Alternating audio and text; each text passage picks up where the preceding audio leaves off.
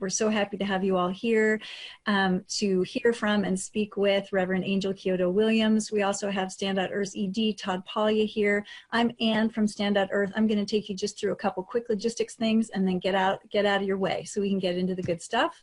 And with that, I'm going to let our ED at Stand.earth, Todd, introduce Reverend Angel. Thank you so much. Thanks, Ann. Hey, Todd, before you do that, can I say hi to Holly Roach Knight and Stephen Roach Knight that are in from Asheville? I just wanted to know that I love them too, because I see them saying that. And it's important for me to just, and see that Monica is from Bonn, Germany. That's fantastic. Go for it. Nice. Well, so nice to have you here, Angel. And I just want to, by way of introduction, talk a little bit about when we first met.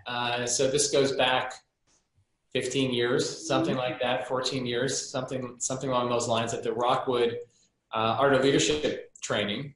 And I don't even know if we have talked about this, but I don't know if I've told you the whole story of where this led to. But you and I were talking. We grew up in upstate New York, at least partly you, some of your time in upstate New York, mine too. And you're, you know, this Zen priestess and meditation person. And I was thinking, wow. She came from the same place as me. This is interesting. I had never meditated in my life. Hadn't even really thought about it. And we were talking one evening after a full day of trainings. I said, hey, you know, this meditation thing, how long would you do that if you were inclined to do that? And you said, you know, you start with 10 or 15 minutes a day. And I said, wow, I could get some real work done in that time. And I was kind of expecting, and you know me, maybe I was even wanting a bit of a rebuke, some pushback, and you just cracked up. And I thought, well, that's interesting. And that laughter kind of kept bringing me back to this idea of meditation. And that led to, over time, me developing a practice around meditation, bringing meditation into the entire organization. Interestingly to me, meditation then keyed into something else that you brought to Stand, which is really a big focus on equity, issues of race, and meditation really linked in perfectly with, if anyone out there has taken on that kind of program at an organization, it is tough, it shakes you up, you see things about yourself you may not have ever seen or liked, maybe didn't want to see. Meditation really helped that program develop. And the ongoing work that you've done with our board and with our staff, it all started with a laugh. And you have been a great teacher to us and board member for more than a dozen years. So happy to have you here today. If you all out there have not read this yet, it's an amazing book. Incredible story, incredible teaching. Yeah. There you go. There you go. The hoodies are here, folks. And you know, if there was ever a time when we need to be mindful and we need to be present, given what's happening in our world, what's happening with the Trump administration, with climate change, with issues of police violence, like this is it. And so this is part of what we're going to talk about today. And there's no one better to do it than Angel. So happy you're here with us, and thank you. Thank you, Todd. I appreciate that.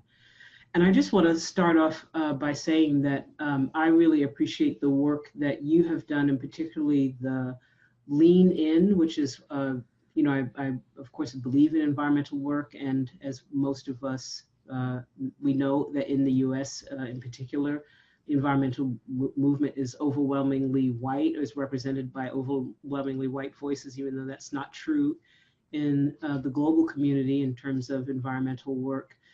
And the reason that I really connected with Stand.earth, which its name was Forest Ethics at the time, is particularly because of this emphasis on mindfulness that you were really leaning into after we met and had that fateful time with Rockwood. Because I'm very, very clear that it is a fool's journey to try to go down the path of doing working with racial justice, so-called racial justice, and what I really am thinking of, equity and the abolition of white supremacy within institutional and organizations without some kind of a ground that holds the body of people together. And mindfulness practice, meditation practice really becomes the kind of ground that people can refer to and reconnect themselves and have the thing that allows us to, dig in and do the work that is quite difficult and, painful and scary and throws us really off our game. And that's by design. And that's some of what we're going to be talking about here today.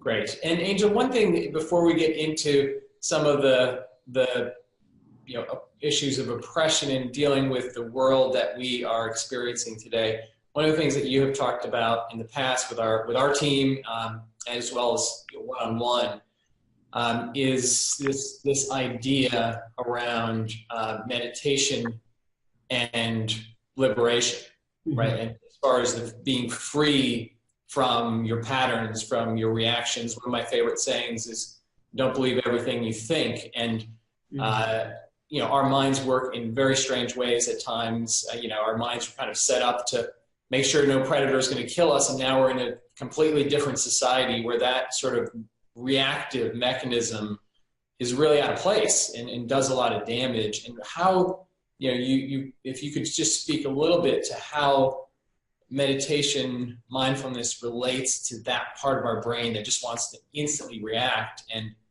how it can give you the freedom to maybe not do that or to do something different. Yeah, I think a lot of, we talk about liberation, and, there's many, you can sort of talk about liberation on the high spiritual plane of, ascending into the ninth heavens or something like that. And I'm not talking about that kind of liberation. It really is liberation from the mind, meaning that liberation from the patterns of the mind that keep us stuck. And most of us, whether we're aware of it or not, and I think most of us are aware that we have patterns that we keep repeating. It's kind of like everywhere you go, there you are, that you keep repeating in your life, and that is the habit of mind. So you have habits, but those habits begin with the habit of mind and descend into the habit of the body. And so we find ourselves doing things that we know better than, unable to start new things or shift our behaviors in ways that we would like to. And that is because we are routing ourselves back over and over into a place in which we're repeating old behaviors. When it comes to our sense of threat, that whole behavior cycle just really goes way off the chart, because we perceive a sense of threat and immediately our sympathetic nervous system kicks in, and we are in flight or fight or freeze or appease or mend or tend, or all of the new words that they're coming up with. Whatever it is we're in, what we're not in is our aware mind. We're not in a big mind that allows us to really perceive the situation. We are looking for the door. We're like, are you food or I'm food? Should I eat you? Should you eat? Are you going to eat me? And that is all that is really going on. And so that does not give us the full list of choices and possibilities that are available to us. And that makes sense, as you said, Todd, when there is a saber-toothed tiger or where there is someone else with a club about to come after you. It does not make sense when it comes to deadlines. It does not make sense when it comes to confronting the fact of a social construct that has racialized us so that we are then reacting to people of different skin colors, of different so-called races, where we're immediately associating, a big black dude with, he's going to do something to me.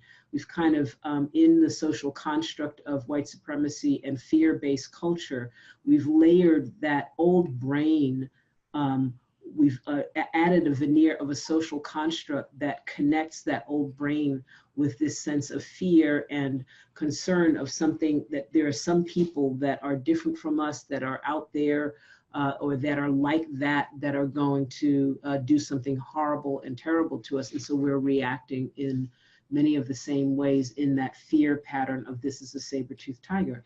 What we want to be liberated from, first of all, is the ordinary sense of the idea that we are reacting at that level that does not constitute giving us a capacity. It doesn't give us a capacity for really making choice. So we're making immediate choices about our relationship to people, who we're going to connect with, not connect with, out of this social construct layered on a veneer of fear-based reaction and trying to save ourselves. And we behave not very well, you know, as I said, not with intention when we're in that space. And what meditation does for us is it puts in a gap. It puts in a gap. It gives us the capacity to stay with the immediate reaction and the tension just long enough and allow ourselves to be present so that we can actually see what's going on and really recognize, oh, that's not a saber-toothed tiger. That is just a brother that's in the elevator with me and I don't have to clutch my bag, right? And that person, that Latino that I'm not familiar with, or the transgender person that I've come across and I've never been familiar with what it means to be transgender, they're not posing threats to me and I don't have to go by a script of social reactivity to those people because they're different than me. What I can do is drop into my ordinary sense of connection as a human being and relate to them from the part of ourselves that is also just as natural as that flight or fight tendency, which is to connect and find a sense of compassion and connectivity to other human beings. Mm-hmm. So that's the liberation that meditation offers us in these realms. It offers us the ability to train ourselves to be with the immediate discomfort so that we can move past that gap and not be reacting out of the gap and have a little bit more sense of rational, or even, I want to say rational and relational understanding of the situation that we're going through. Yeah, and Angel, if you could speak a little bit to, you know, when I first started practice, not something I heard from you, but something I read in different books is, you know, it's decades. Mm-hmm. When you begin a mindfulness practice, it takes decades to build up that sort of level of mindfulness. My experience and experience in staff is not that. No doubt we have a very long way to go. I certainly do myself. But for people out there who are just kind of intrigued by mindfulness, meditation, the experience on our team has been that relatively quickly, if you develop a practice, you can start building in that little bit of a time gap to say, hey, make a choice. Don't just react. You can make a choice. Even if it's a half of a second, that's a lot of time for your mind to process choices and do something different. You know, and that's, you know, that can happen pretty quickly in our experience. Is that? Yeah, I mean, if you want to go and, you know, ascend to the Jedi ninth realm where you're, you know, floating on things. I never let people see me actually do that, but you know, if you want to do the whole thing where you levitate. You're holding out. That might take a few decades, but absolutely, it doesn't take much.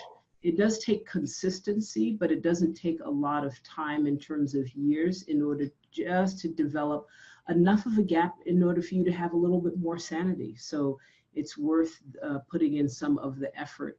It can be as little bit as 5 minutes a day and being consistent about it. And that gives us the kind of grounding just to notice, if nothing else, that we are not in control of our minds. And that itself is the sort of juicy part of being like, oh, okay.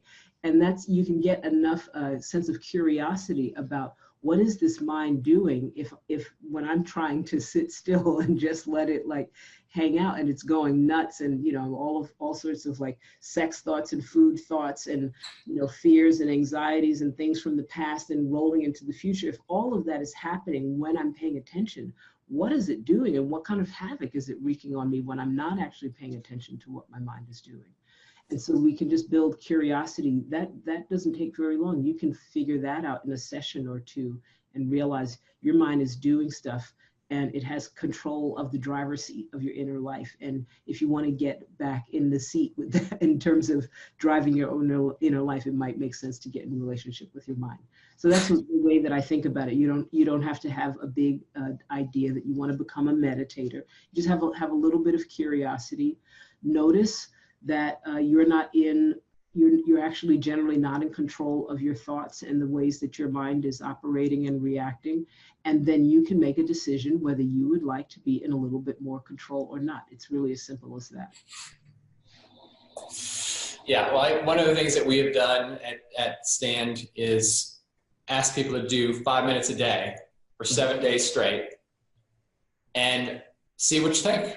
And every single person that has done that then ups it to, well, 7 minutes. Let's try 10 minutes. And, you know, it kind of just grows, but until you get the consistency of a week or so, you don't really feel the benefit, but then you start feeling it pretty quickly. So it's not like 20 years from now you're going to get it. It could be a couple of days from now. So what does this all have to do with the state of the world right now and the issue of oppression and white supremacy and, you know, a lot of what we see every single day happening out there in the world? How does this relate? Well, I think probably everyone on here is in the realization that we are in a highly reactive and what appears to be a very divided time in our society, in our politics, in our relationships globally. And what this has to do in terms of meditation and practice, in terms of confronting these realities, for many of us, this is new.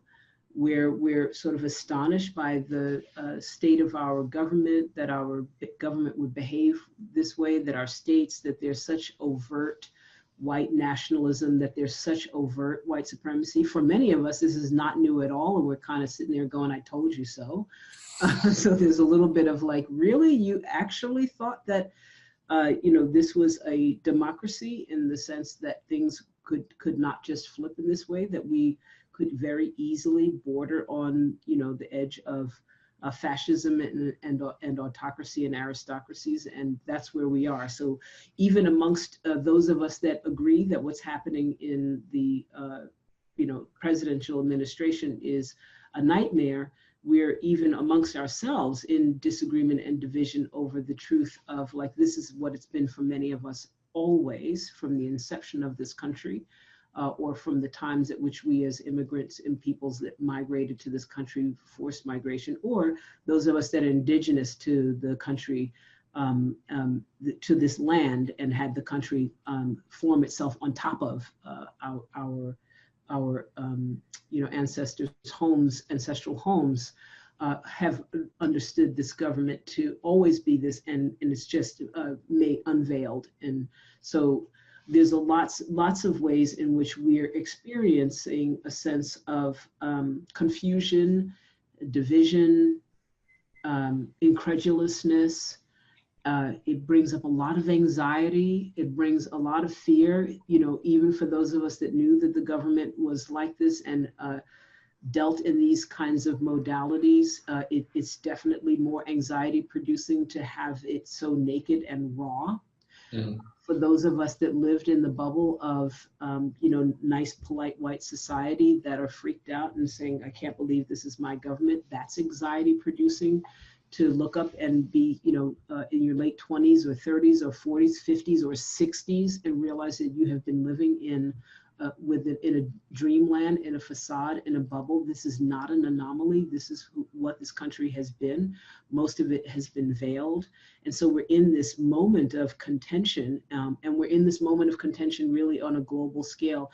And all of it is happening, you know, recognizing who's actually hosting this. All of this is happening at the same time that we're, you know, really confronting significant potential for decimation of the possibility of human beings and other species to survive on this planet because of the impact that we're having on the climate. And you know, this is not what, you know, there's many times we sort of wake up and we go, wow, things are really bad. But this feels like a moment of, wow, things are really bad. Fascism is on the rise. Authoritarianism is on the rise. We're, you know, some of that is that we can see it.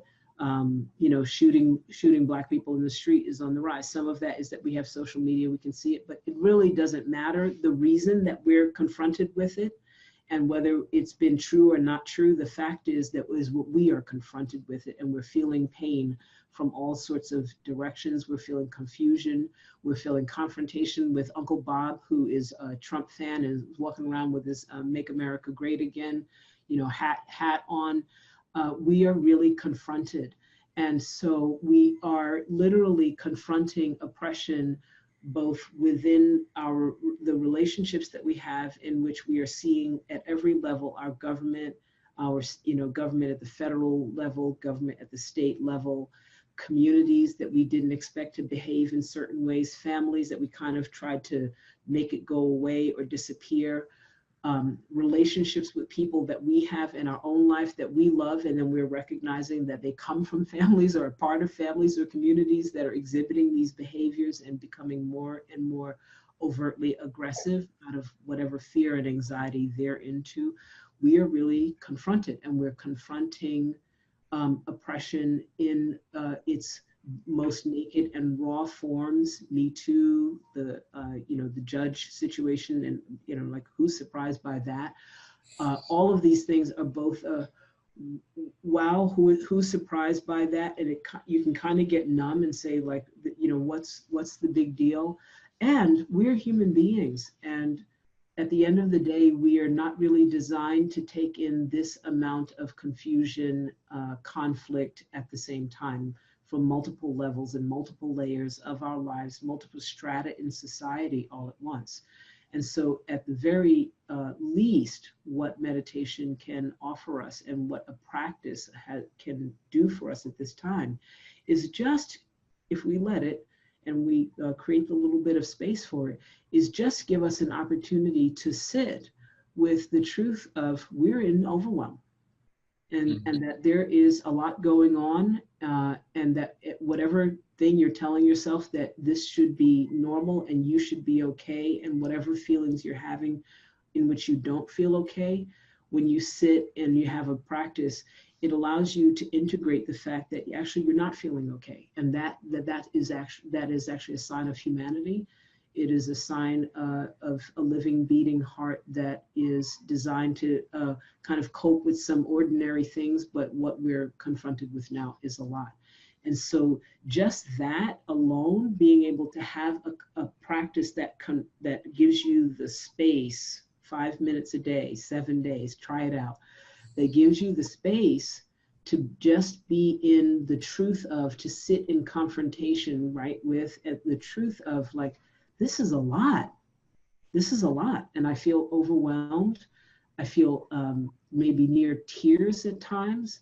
I feel lost. I feel confused. I feel hopeless. I feel like this, I don't know the way out of this. I'm working my ass off to, get people to vote and to march and to go to, whatever kind of meetings, but really at some deep place, I also feel hopelessness, sadness, a kind of despair.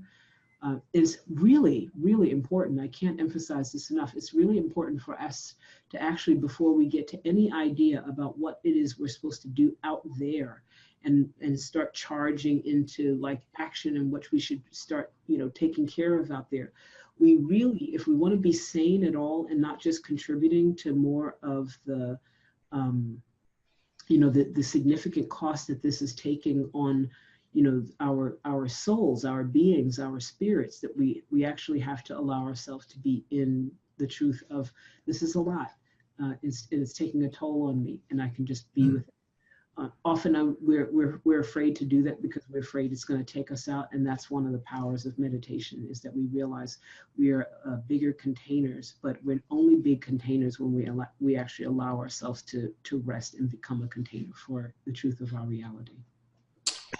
So that's great. Thank you, Angel. And just so folks know, there's a Q&A button at the bottom of your screen, and we have a question relates to just what we were talking about, Angel. It's from Jamie, and Jamie asks, how to overcome the despair of knowing what the human species has done and does to one another and to other living beings, including Earth. The complicity and guilt paralyzes me. Mm-hmm. Yeah, I think one of the challenges is that we're in a kind of constant news cycle, and it seems in some ways maybe just a little bit of, you know, soothing, but the fact is that we've been doing things like this all along, and what we're in this current time and modern reality are confronted with is that we're hearing so much more of it. And so authoritarianism has been happening. You know, we had a period of time where it seemed like it was kind of in a little bit of lull, and we're heading towards more democratic societies. But we've been, you know, causing this degradation for a while. So one of the things I would do is actually just get yourself some perspective, Jamie, that you know, we've been, you know, jacking shit up for a long time, and it's been happening, and really social media and the news cycles and the 24-hour nature of the news cycle is giving us more access to it.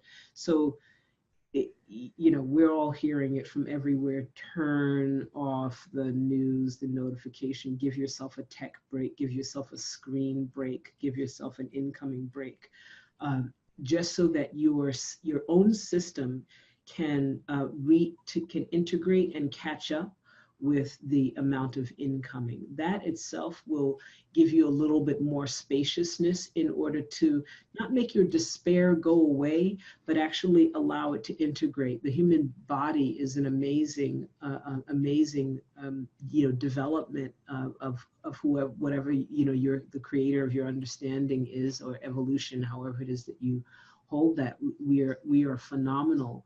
But what we are not very good at is allowing the processes and mechanisms that we have developed in order to take things in, as all animal species have, and take in trauma and the difficulty of shock to our system, and to allow that to be integrated, so that we're not just holding ourselves tight with it.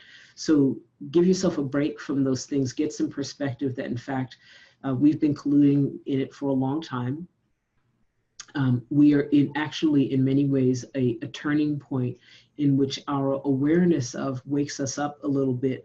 And with that waking up to it comes natural sense of, you know, despair and grieving. So what I'd say to you is, what the sense that you're having right now is normal, and it makes total sense. And it means that you're human and that you're alive.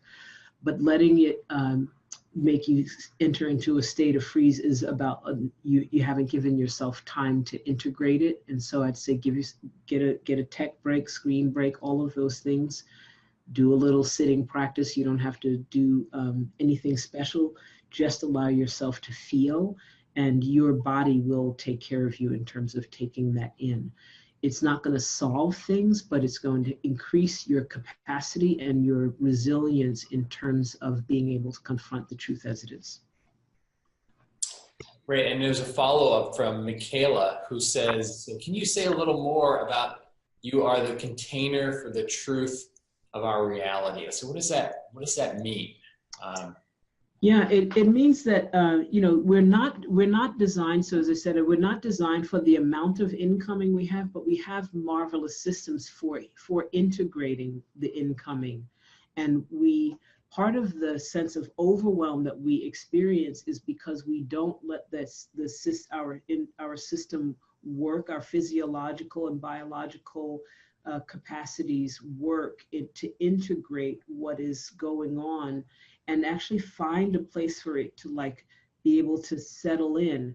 And when we let those things happen, when we let it settle in, we come to some really basic conclusions, like, oh, that thing that's happening over there in, you know, in Turkey, it's terrible, and I can't do anything about that, right? So it is allowing myself to become a container for being in the reality of, yeah, I both feel it's terrible, but also, right, and your mind will be like, oh, I feel terrible, emotions, I feel terrible about what's happening.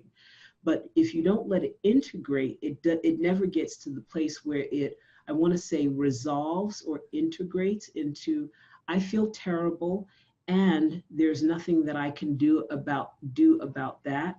And that integration of one's reality lets us hold the complexity of both. We can feel despair about something, we can feel pain, we can feel a sense of real loss and grief about things that are happening, but we can also simultaneously hold that it is not something that we ourselves are able to put our fingers on and actually fix. And so we don't get lost in this sort of like our brains way out there and emotions of feeling like all of what's terrible, but no integration. So we have to become the container of our own reality in that way, of the complex reality, not just of like, oh, these terrible things are happening. Oh, these terrible things are happening.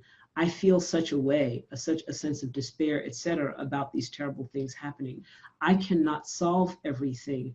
And I can be in relationship with my child, with my pet, with time with my family, and restore myself with a sense of balance and relationship that lets me integrate the complexity of those truths.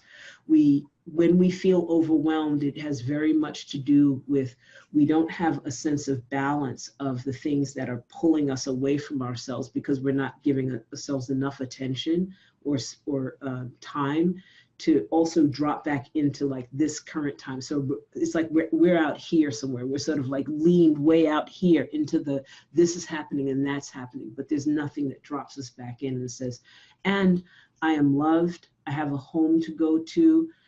I have food to eat today. Maybe it's just today, but I have food to eat today. And that brings us back into balance and integration so that we can face the world and make our choices, not just from what stretches us out, but also from the truth of where we currently are.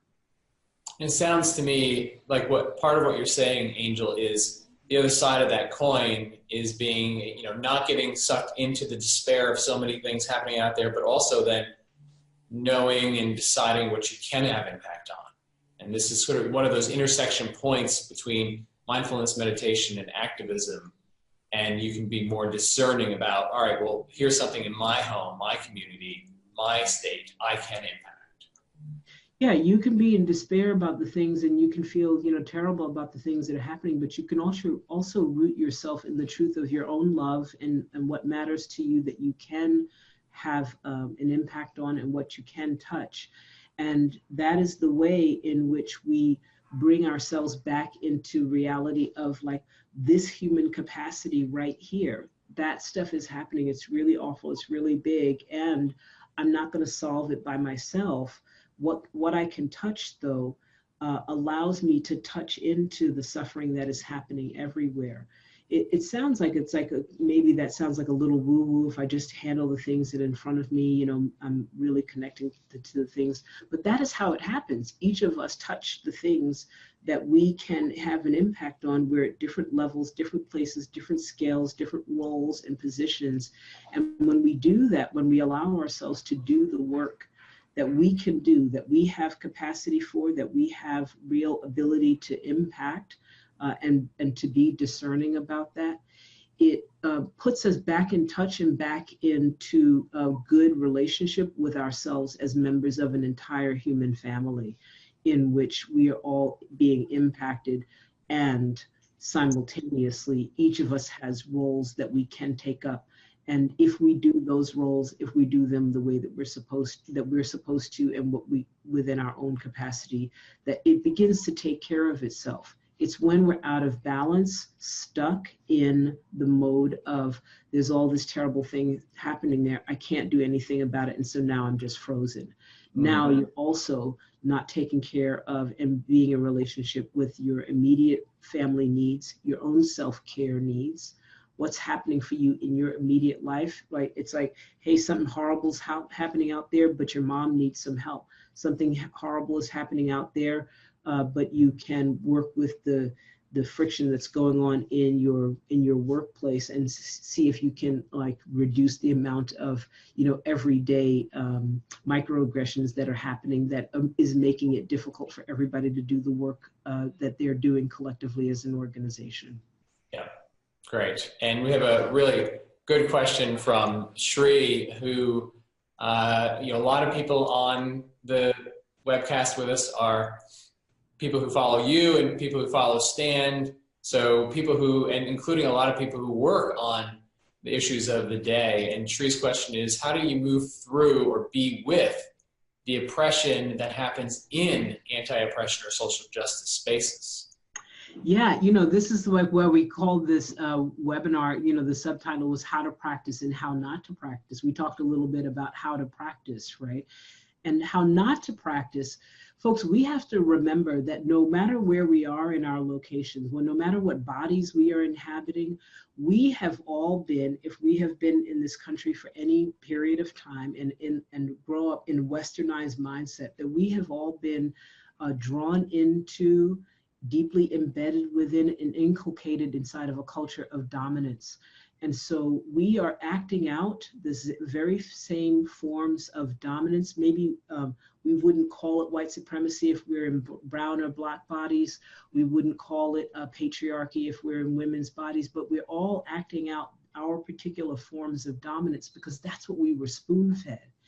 And so if we don't learn to disarm ourselves of the habits of domination that white supremacy is shaped in, the habits of domination and control that misogyny and patriarchy are shaped within, then we are going to seek to liberate ourselves from those forms of oppression using the exact same means and methodologies of systems of dominance and oppression, and all we are doing is reifying those systems of dominance as oppression.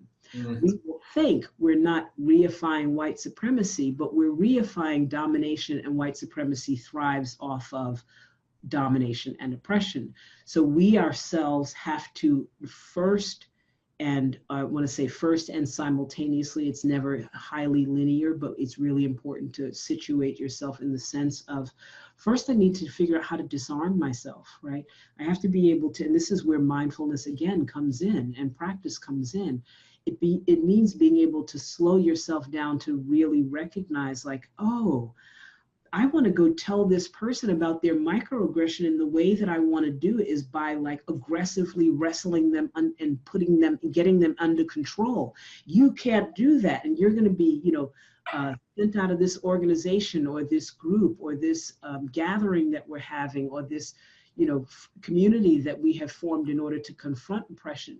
So we are using the corruption of our natural sense of wanting to belong as a means in which to try to bring people back into belonging away from white supremacy and oppression, all of those things in which what they have done is corrupted the human desire, the human need to belong in order to dominate and control. So you cannot use methods of disbelonging people as a way in which to bring people back into their own seat of integrity and love and justice by kicking them out of belonging. It just is not a good math equation. You could just simply do the math.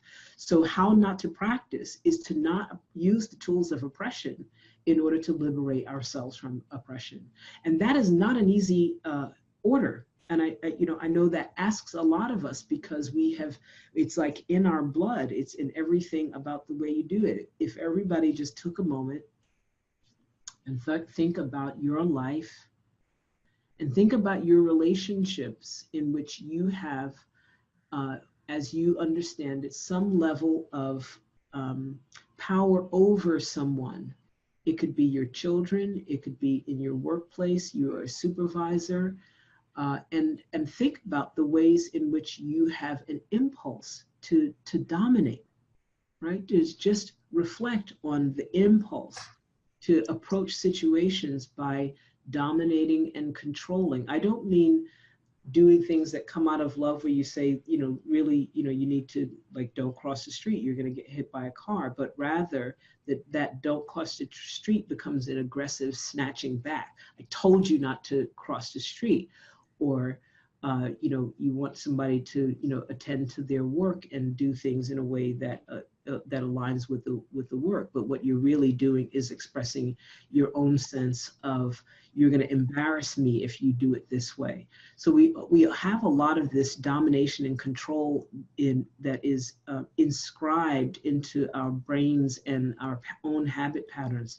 So we have to figure out how to disarm ourselves. And a lot of that is about getting enough perspective and willingness to see it and call ourselves out in it when we're doing it. Oh, that thing that I'm saying, you know, yeah, really all I'm doing is just trying to keep you from X, Y, and Z, or I'm trying to help you. Actually, I'm trying to control you. I'm trying to manipulate you. And how can I do that different? Yeah, great. And we have a lot of great questions coming in. So one just quick little commercial. We have a poll asking if you want to be part of Angel's email community. So please respond to that. If you want more of this, we all do. That's one way you can get it. In addition to buying this book, Radical Dharma, amazing book. Really good question. And there's the poll popping up right now. Angel, great question from Stephanie. You know, you have been one of the leaders on, you know, in the U.S. and beyond. I'm really trying to wake up and activate people. This sort of intersection between mindfulness, meditation, and activism, which strikes, you know, us as such a natural, but it's not always. So the question is, what do you have to say about people who use meditation and mindfulness to sort of self-soothe as opposed to waking up? And how do you, you know, what do you do about that? Is there advice you would have for people who might be unwittingly doing that? I think most people are unwittingly doing that. I think there's a pretty narrow section of people that are recognizing that the purpose of you know, of liberating ourselves is to wake ourselves up, that it's not actually about making ourselves feel better. It's actually making ourselves feel more true, more real, more alive, and more in contact with the challenges, with the pain, with the suffering, with the awfulness, with like how absolutely fucking ridiculous and absurd we are. And then in that process, we actually get a sense of humor. We realize like that's part of what makes us human. And now we have to roll up our sleeves and do the work of peeling back the layers and layers of obstruction and hindrance to our own basic goodness and our birthright to be connected, to be compassionate, to be content, to be equanimous, to be, you know, in love with ourselves and with other people. And that's kind of the fundamental thing, is that we want to be able to lock into our sense of like self-dignity and a willingness to want to love ourselves. And when people are self-soothing, what they're doing is using the idea that they're loving themselves and that they're being, you know, calm and collected, and to actually get away from reality. So any use of practice that divorces us or moves reality away from us is actually not about liberation. It is about you know, sticking our head in the sand, and that's not what these practices for the purposes of liberation is intending to be. Now, if they want to use it and say, you know, I'm doing this for self-soothing, that's up to them. We can't control anyone and tell them what they want to be doing. But the question is, do you want to be awake or do you want to be asleep? If someone says, I want to be asleep, then goddamn, let them hit the snooze button and go back to sleep. And just, you know, get with the people that want to be awake. I think that I know that there are enough people that want to be awake, that are willing to confront what is challenging in our society, in our lives, in our communities, our families, our institutions, our workplaces, that we don't have to worry and try to wrangle those people that are still comfortable in their sleep. Let them sleep for a while. They'll get with the program at some point. So, Angel, if you could give some advice to folks, both, you know, of really all stripes. If you do, for example, I mean, part of Stand in really diving deeper on equity and issues of race is finding out that some things you do are racist. Some things you do are oppressive. Some things you do are misogynistic, and that happen in your organization. And we have an irony in our country that being a racist is sort of the worst thing. You don't want to be called a racist, but people often continue to do things that are misogynistic, racist, what have you. If you are a person who gets, hopefully, gently called on doing something like this, you know, you can react in a whole bunch of different ways. Mindfulness can help. Can you talk a little bit about the person who does the thing that is, rooted in what we've all been spoon-fed, as you're saying, for Yeah. so long. And how do we do it? How do we react? How do we deal with that in a way that's really going to push justice forward? Yeah, I think that this is one of the things that also speaks to why I think having a practice and having shared practice in spaces in which you're going to confront oppression is important, because simultaneously we're in a really litigious society, right? And so there's a real fear, especially in workplace situations, and that kind of thing that's like not in your family, that if you do something wrong, you're going to get in trouble, so you can't own it. So we don't have the kind of spaces in which people can say, when they've recognized they've said something that's misogynist or they've done something racist, that they actually can't own it, because then there is the fear that now somebody's going to be able to say, well, you admitted that you were misogynist or that you were racist, or you did a white supremacy thing, microaggression, that you're transphobic, that you're homophobic, that you're queerphobic, that you're whatever, all of the things, right? Being able to have shared community, even within workplaces in which there is a commitment to do the work of undoing oppression, of abolishing. This is my new thing, is to be talking about abolishing white supremacy. It's not racial justice. It is abolishing white supremacy. It is abolishing the white supremacy and patriarchy that lives within all of us and confines all of us and keeps us from our humanity. If you are going to be doing this work, it is best to be doing this work within a body of people that there is at least an intention and a willingness to be doing this work for the purposes of liberating oneself from these binds. And when you're doing it for oneself, then it naturally is arising out of, at least, if you even can't quite call it love, at least it's out of self-compassion and self-preservation. Like, I want to be free from this. I don't want to be doing this. That changes the playing field, so that when people do something that's a microaggression or macroaggression, it's usually pretty macro in my view, an aggression, they can actually be in the kind of space amongst other peoples when there's a shared commitment to doing this work together, to own it, because that's the most powerful thing that you can do, is to self-interrupt, to recognize, whoa, that thing I just said, that was so misogynist. I just said, walked in and said, yeah, guys, we're going to go watch a football game when we have our, our organization meeting, or, so on and so forth. And pausing and being able to allow the mindfulness practice that gives you the pause to say, yeah, I thought that was funny, and actually that was really problematic. And to be able to stop and pause and say, I realized that what I just said probably did not land on, well, I realize how that could be misogynist, and I want to just own that.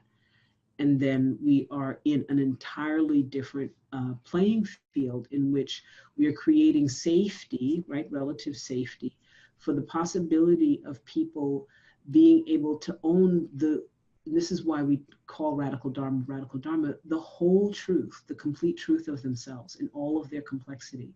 I make mistakes. I can own my mistakes. And if someone calls me, I want to say on something, that actually I can pause long enough to not have to start defending myself the moment that someone says something. Because as you said, Todd, like, no one wants to be called racist. Well, I have news for you. Newsflash: if you're in a white body and you're in America, you're probably racist unless you are actively anti-abolishing white supremacy in yourself. And on the way to abolishing, you are still acting out racist impulses and behaviors, because that is what you have been spoon-fed. I say this to the people that tend to be on the side of being marginalized. We got to give these folks a break. We cannot expect them to wake up one day, all of a sudden, recognize that not only in their own lifetimes, but over generations, that people have been that are inhabiting white bodies have been spoon-fed the idea of their superiority, a significant underlying tension of being cast out if they don't corroborate and collude with these systems of oppression. So we, as the people that love, white-bodied people and are in relationship with them and want them to be in this commitment to undoing oppression for themselves can't use the master's tools of being aggressive and casting people out and calling them out as a means by doing that. We're not going to get anywhere that way. So I'm not saying subject yourself and martyr yourself and let people get away with things, but let's think ourselves, those of us that tend to be marginalized in whatever that location is, about how do we want to enter into that conversation. And maybe we don't need to be in those conversations if we're too tender, so that we're not subjecting ourselves to real harm. And that's when it's really valuable to have white people doing their own work together and colored folks doing their own work together. But newsflash, at some point, it does have to come together, because there is only but so far white folks can go in, you know, in the question of white supremacy without having the reflection point of people of color to understand what they're doing. There's only but so far men can go without having a reflection point of, you know, female gendered folks to be able to say, yeah, that's actually still misogynist. And because it really is the people that are impacted that should have the most say as to whether the transgression is still occurring or not occurring. So we all have to have a little bit more, and this is the how not to practice piece again, right? We have to learn how not to practice in a way in which we imagine that somehow something that has the force of hundreds of years. Yeah. In the case of patriarchy, thousands of years of momentum, that it's not like we're going to mention it and people are just going to pull it together. They have to undo sometimes decades, generations of habit. They have to undo their own patterns that they have witnessed in their families, things that have been, imposed upon them. I was answering a question yesterday, and someone said, well, what advice do you have for the people that, that are in positions where they're not really marginalized? And I was like, what? When they're not oppressed. And I'm like, what? Who's not oppressed? There is maybe 0.5 of 1% of people that are not oppressed, because white, straight, hetero males are oppressed by patriarchy. And it's part of what keeps it all in place, is that they have the threat of patriarchy looming over them constantly, and it has been so since they were small children. So we all have an intersectional point, a location, unless we are at the very top of the top of the top of the pecking order. And usually those people have, had something horrible and terrible that has happened to them as well. This is not a system of, like, some people are just sitting on the top, lording over it and have full control. Everybody has been consumed by this. How many of the people at that level can be saved? I don't know, but I don't need to answer that. I feel like there's enough of us that are right here every day, people we love, people we work with, people we're connected with, people that we are committed to doing the work of, reeling back, climate disruption with, all of the things that we're committed to in our movements, in our churches, in our synagogues, in our homes, in our mosques, temples, all of the places, that we can work with those people and give them some space to work through this scourge of racism. If they're the people that are coming saying that I want to undo this and I want to work on it, I guarantee you they are going to make mistakes. I guarantee you they're going to backslide. I guarantee you there will still be microaggressions. And we have to give people time in order to be human. And if we don't have the capacity and resiliency in our own bodies, that it's too painful to be in the place in which those backslides and missteps and mistakes are going to happen, then we can exit those spaces and allow some other folks that have the capacity to deal with that to step forward and step in. Yeah. Well, and I can say, I appreciate what you're saying on, the side for us, those who are hetero, white, male, older white male in particular, like there is a long way for us to go and so much to unpack. And I would say, the counterpoint to your saying to people of color, like, be somewhat patient, like these folks are not going to turn overnight and realize everything. I think for the people who are like me, is to actually shock somebody when they say, hey, I think that thing you did was misogynist, or, you know, is to not go with that instant fight, you know, and resist. Think about it. And if you know, if you can see how that happened, it's not about your intentions. It's just actually saying, wow, you're right. Let's you know, talk about it, as opposed to, without mindfulness practice, what I have found is that the fight reaction is right, especially on race, patriarchy. Like, forget about it. Yeah. With more practice, you can actually take it in, and then you're in a whole different conversation. Yeah. And I just want to say, Todd, that one of the indications of, like, it's got a hook for you is that you have that reactivity. Exactly. Right?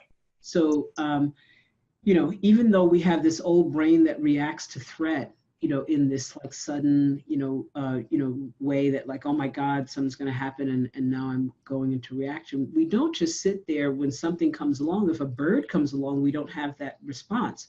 And so you have to check and say, like, even the fact that I'm having a threatened reaction is worthy of consideration, worthy of pause, and where is that threat? It's not in the words alone. So something is at your core, the core of your being is feeling a sense of threat, and even in order to even have that reaction. So it doesn't matter whether you agree with the person or not agree with the person.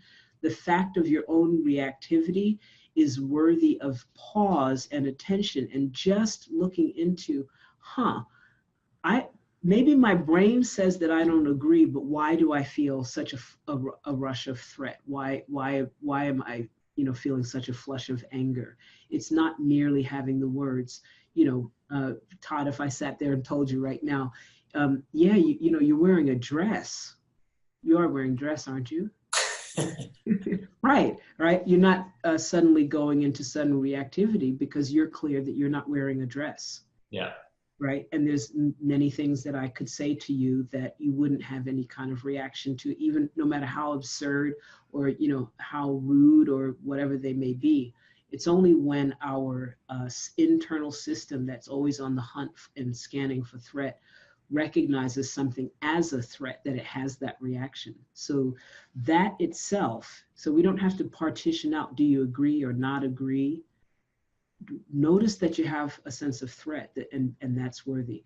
And Todd, I want to get to, there's a couple of questions that came up on the chat itself. If you have the time, we could at least get to one of those. There was one by Clay here. Yeah.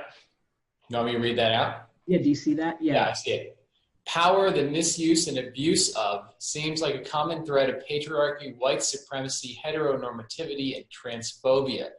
Is it worth understanding power in general to address these issues, or is it better to address them each on their own terms? How does that relate to our own personal power? That's from Clay. Thank you. Yeah, you know, power just is. And in our movement work, power gets a bad rap. And so we talk about power as if it's always negative. And so we have this really conflicted relationship with power. So power is, and power is not inherently bad. Power over is what's a problem. And so, yeah, we definitely need to understand power over and the nature of dominance and dominance culture and dominance behaviors, dominance embedded in our culture. And we have a culture that, while it has illuminated ideals and principles, it was forged in the fire of dominance, oppression, aggression, genocide, and you know, stolen bodies and all of these things.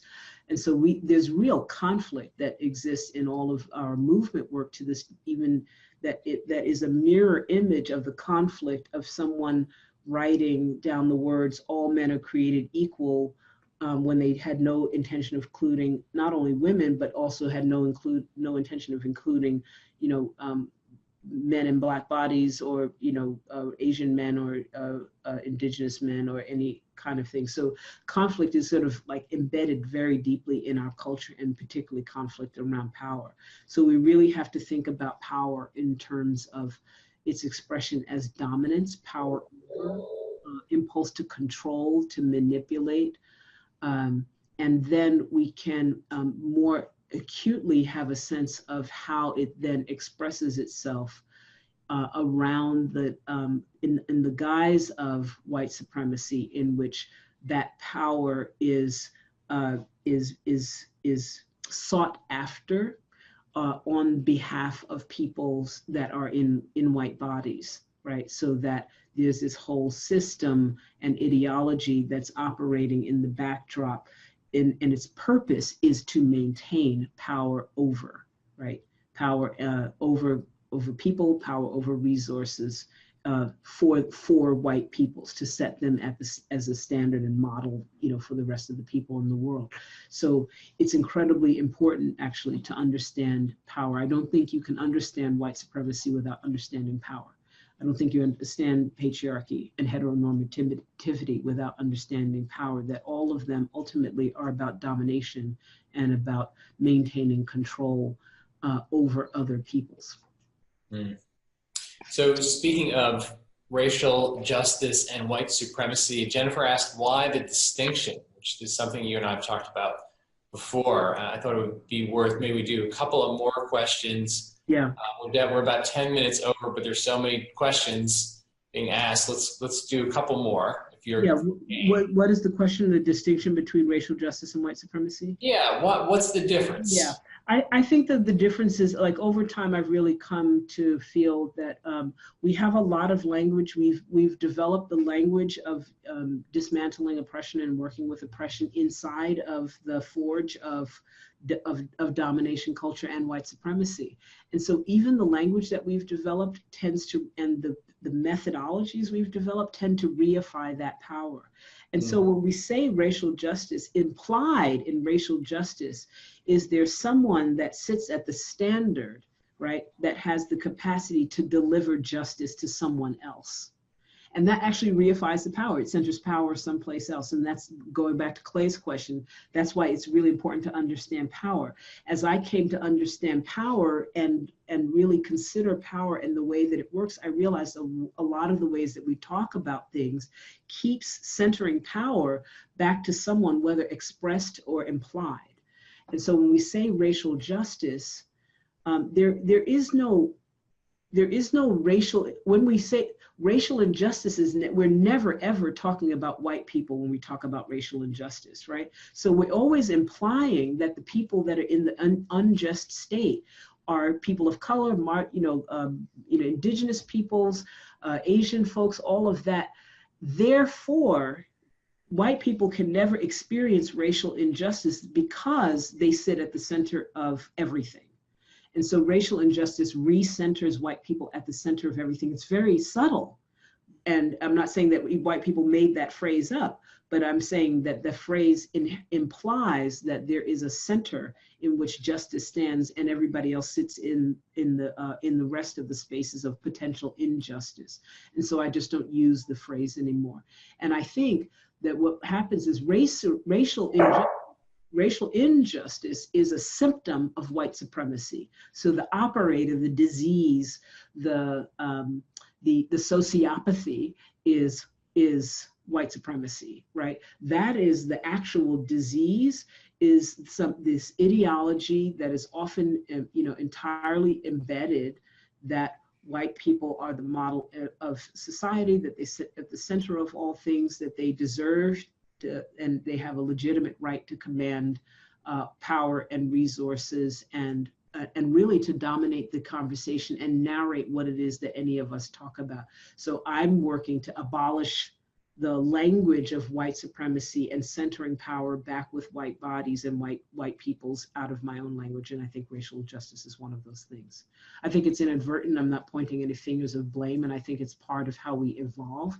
And I think the next evolution, the third wave, if you will, of bringing things back into balance is actually to stop, we talked about abolishing slavery, but we didn't get rid of the cause of slavery, which is white supremacy. We talk about, having civil rights, but we didn't talk about the cause of the civil lack of civil rights. So we need to keep honing back into this, and for many people know, for a long time you couldn't say white supremacy because everybody thought that you're talking about white folks in, hoods. So it's like we keep sort of dodging away from the thing that's the core, and it's very clever.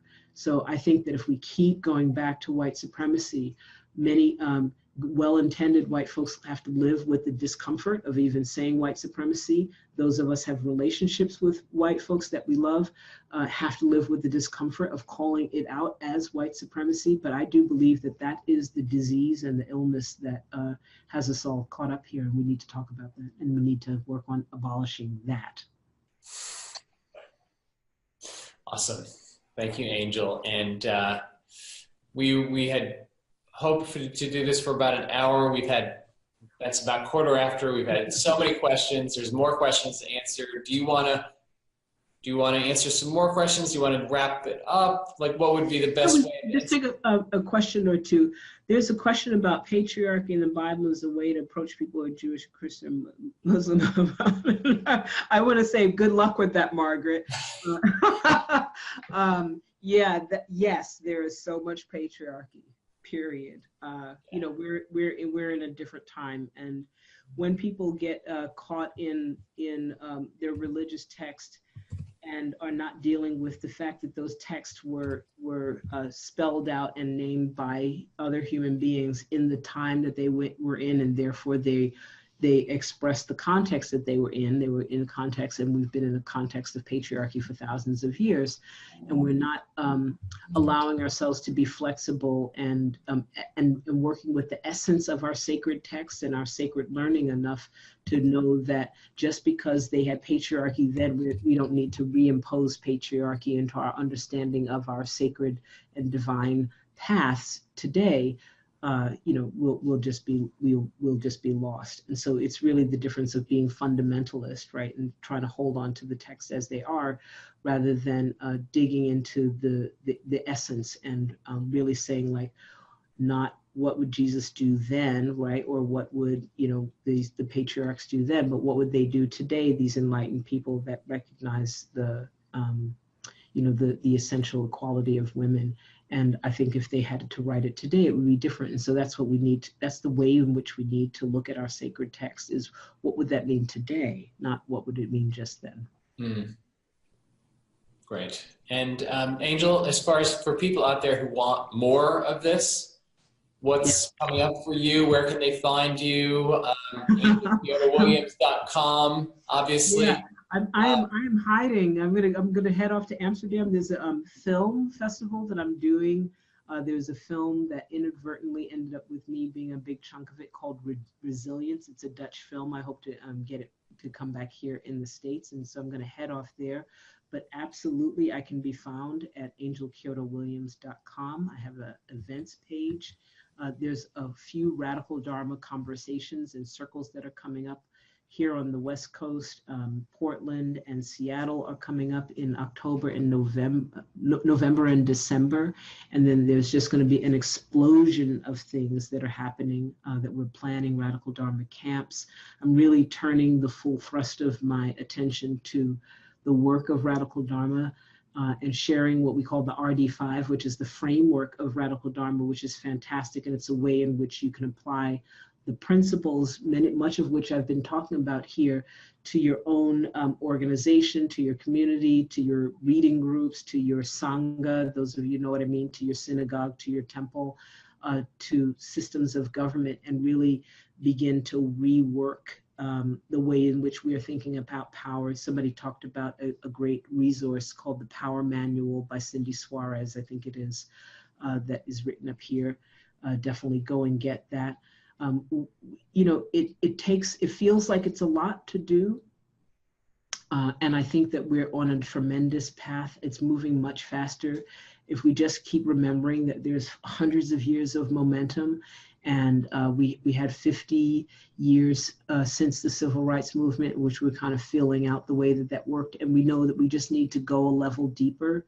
This is not about being better or different than the people that came before. We're building on the work of our ancestors and the lineage and heritage of people that have always been in the quest for freedom, right from the beginning, from indigenous peoples that, you know, chose to stay on their land, to African peoples that, you know, believed in their liberation and believed in their right to liberation, even though they were being enslaved by people that, if they didn't keep believing on that and keep building on that, then we wouldn't be free now. And now we're in the recognition that that liberation is not just specific to people that are in Black or brown bodies, that liberation is necessary for people in all of our bodies, because we need to be liberated into our humanity, not just liberated from chains or liberated from, you know, economic degradation or lack of access to resources. We need to be liberated into our collective humanity, and that's the greatest path we have. And I think Radical Dharma has something to say about that. So whatever way that people want to get involved with Radical Dharma, we need volunteers, because I'm just swimming in people that want things to happen that I can't make happen by myself. So if y'all want to jump in and do something with me, I'd super appreciate that. I love that I get to do this. Thank you so much. Thank you, Angel. And Anne is going to post that poll again if you want to be on Angel's email, in the Angel's email community, and find about upcoming events and Radical Dharma camps. And again, Radical Dharma, the book, you have to buy it. It's amazing. Thank you so much, Angel, for everything you've done for Stand, for me, and for this broader community interested in this work and trying to get right with mindfulness and equity. Thank you so much. And I just want to say there's lots of questions. I'm sorry about the folks that we didn't get to answers to. I wish I could say I'd be able to sit down and answer all the questions.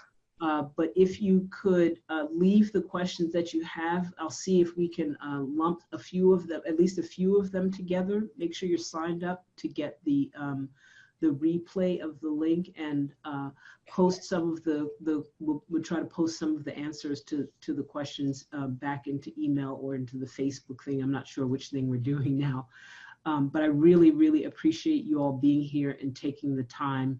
I see your questions, I appreciate them, and get a copy of Radical Dharma, Talking Race, Love, Liberation. Talk to somebody. There are so many more people that have a lot of knowledge that can get you moving. You don't have to wait for me or come onto a webinar. Start talking to the people in your community, and make sure whatever you're doing, that you are doing this centered in love. Thank you, Angel. Can't top that.